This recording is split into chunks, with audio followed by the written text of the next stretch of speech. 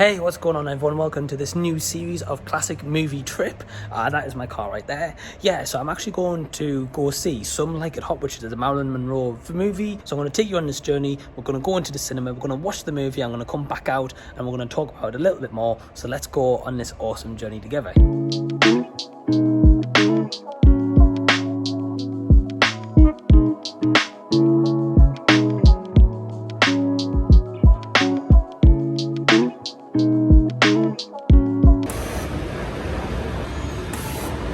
So I'm heading into the cinema right now. Yeah, I'm here on a different cinema than I normally go to. So yeah, let's get to it.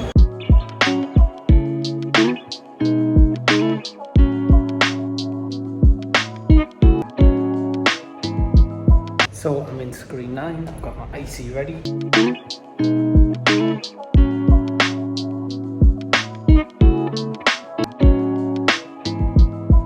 So I'm back in the car and I can now talk about the movie and I'm not around a bunch of people staring at me with my camera.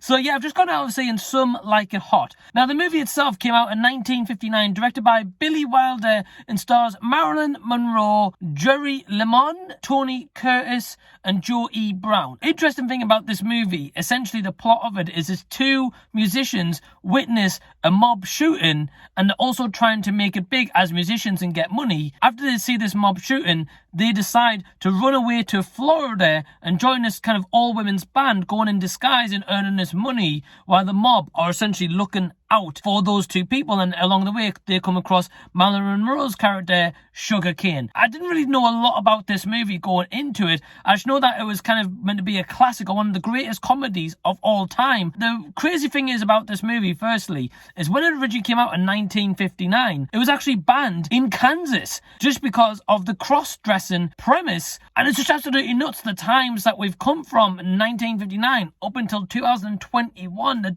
difference is dramatic, and what I'm going to say right out the gate is I definitely think this is a fantastic comedy. I was laughing pretty much all the way through. There was some great gags. I didn't think the cross-dressing message or kind of that reference they were going for in this kind of subtlety, I don't feel like it was forced or kind of like so much in your face to the point where, you know, it could turn off some audience members. I mean, ultimately there will be some audience members who might want to check out that premise and be like, right, no, that is just clearly not for me, and you know, that's fair enough. I was just very open-minded on the fact, and I actually walked away loving this film. Firstly, Marilyn Monroe, although she was having a lot of personal problems through this film, she played Sugar Cane great. I generally don't think there was many actresses in that timepiece that could have pulled off her performance. I think she really brought that kind of element and this vibrancy to the screen. Her singing voice is incredible. Her acting chops is just great, and she just plays for a really likable character. Jerry and Joe, played by, again, Tony Curtis, Jack Lemmon, were just great. They had really great chemistry. And the funny thing is, Frank Sinatra was going to play possibly one of these roles, but he missed a dinner meeting with Billy Wilder, and I generally think and kind of thankful that he didn't, because there were two leads in this film that had to have this chemistry to pull off, firstly, this premise that wasn't really known for the time around 1959 about, say, a cross-dressing kind of message, and especially kind of like an end joke about being gay. And I didn't think that at the time this was kind of like a big conversation piece, but honestly, I loved this movie. It was just so good. The comedy worked well. The premise itself was just so unique, and how they executed that was great.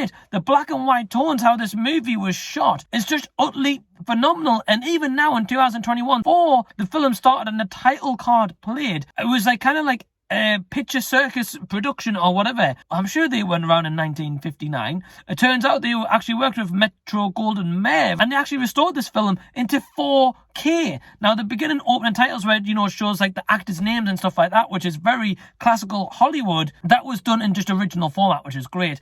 But overall, this film, transparent to that 4K clarity, it just holds up so well. The 35mm, how it was shot, was just so awesome. And I would say the only negatives I actually generally had about this movie was maybe one or two comedy gags didn't work, and the runtime could have been chopped up a little bit. Honestly, I can't praise this film enough because how it was shot was just utterly fantastic to start with.